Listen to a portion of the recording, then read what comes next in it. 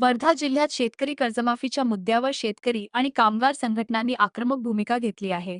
वर्धा जिल्हा शेतकरी कामगार आंदोलन समन्वय समितीच्या नेतृत्वाखाली शेतकरी, सामाजिक संघटना आणि विविध राजकीय पक्षांच्या प्रतिनिधींनी एकत्र येत राज्य सरकारला निवेदन सादर केले.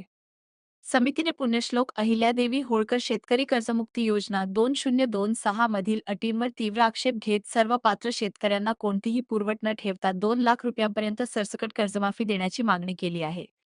2019 पूर्वी कर्जमाफी घेतलेल्या शेतकऱ्यांनाही नव्या योजनेत समाविष्ट करण्याची मागणी करण्यात आली. तसेच स्थानिक स्वराज्य संस्थांचे सदस्य, चतुर्थ श्रेणी कर्मचारी आणि निवृत्ती वेतनधारक शेतकऱ्यांना लाभापासून वगळणारे निकष रद्द करण्याची मागणी करण्यात आली आहे. शासनाने तातडीने निर्णय न घेतल्यास राज्यभर तीव्र लोकशाही मार्गाने आंदोलन छेडण्याचा इशारा समितीने दिला आहे. यावेळी विविध संघटना, राजकीय पक्षांचे पदाधिकारी आणि शेकडो शेतकरी मोठ्या संख्येने उपस्थित होते.